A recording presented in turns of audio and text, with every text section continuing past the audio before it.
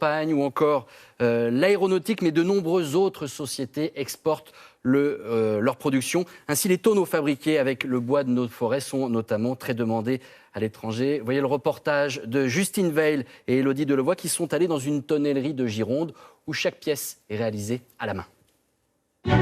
Depuis 2000 ans, son allure n'a pas changé. Inventé par les Gaulois, utilisé tout au long du Moyen-Âge, le tonneau n'est plus seulement le gardien d'un liquide précieux, c'est aujourd'hui un fleuron de l'industrie française. Tout commence en forêt, où Jean-Luc Sylvain, tonnelier, entraîne ce matin-là près de Tours une dizaine de vignerons. Allez. À la découverte d'une matière première d'exception, les chênes. En France, ils sont cultivés depuis Louis XIV. Ce sont des arbres qui ont une croissance extrêmement lente et qui sont des arbres qui ont tendance à donner plus d'arômes que de tanins. Première étape, élaguer les branches pour que le tronc ne se brise pas en tombant. Le tronc, c'est la seule partie utilisable en tonnellerie, car c'est la plus droite de l'arbre. Pour l'abattre, il faut d'abord le réduire à la base. Si on n'ôte pas les hanches, on a un diamètre au sol qui est trop important et donc la tronçonneuse n'a pas une lame de scie suffisamment importante pour pouvoir abattre tout l'arbre. Il pourrait rester un petit morceau au milieu qui casserait l'arbre ou qui pourrait faire de l'arrachement. Ces chênes ont 200 ans. L'âge pour une taille idéale.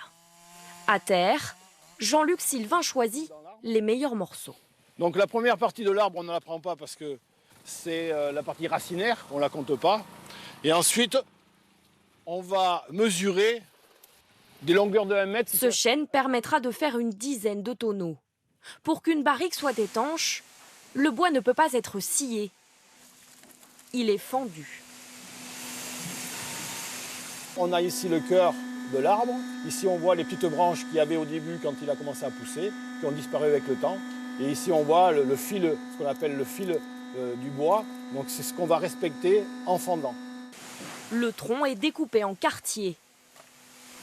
Chacun est une future planche de tonneau appelée douelle. On voit très bien que pour arriver à faire une douelle, qui sera rectangulaire, eh bien on part d'un secteur triangulaire. Et on conservera uniquement le cœur.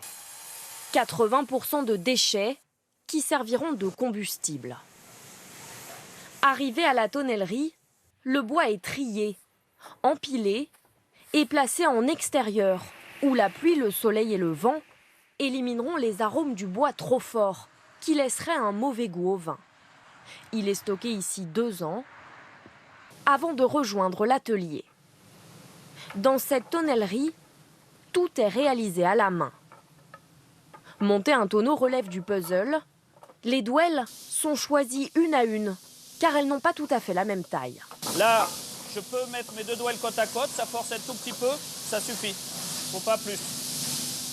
Il faut une vingtaine de douelles pour un tonneau d'un peu plus de 200 litres. Vient ensuite l'étape la plus importante, la chauffe. C'est elle qui permet d'assouplir le bois et de lui donner la bonne forme. Mais c'est surtout ce moment-là qui détermine le futur goût du vin.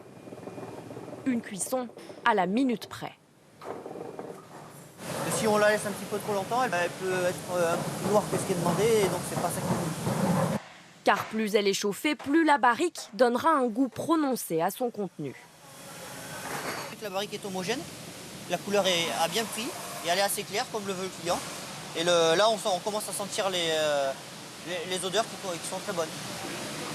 Là on sent un peu la vanille, on sent un petit peu la vanille. Des saveurs délicates, très prisées par les vignerons, car seul le goût du chêne permet d'améliorer celui du vin. Les arômes eux-mêmes, du raisin et du bois, vont se combiner les uns aux autres pour révéler un petit peu le potentiel aromatique de nos vins. C'est-à-dire qu'on passe d'un jus de raisin qui est tout fruit à un jus de raisin qui va devenir plus complexe.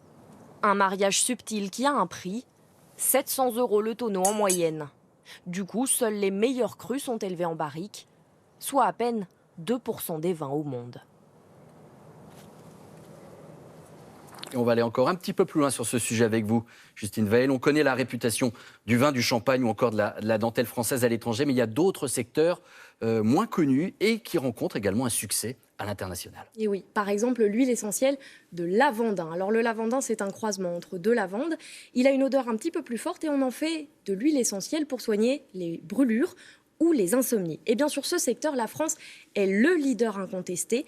90% de l'huile essentielle de lavandin qui est vendue dans le monde vient de France. L'année dernière, la production atteint 1300 tonnes et c'est principalement dans les Alpes de Haute-Provence, la Drôme et le Vaucluse que le lavandin est cultivé. Au passage, ça profite aussi au tourisme puisque beaucoup de visiteurs vont chaque année voir ces champs de fleurs.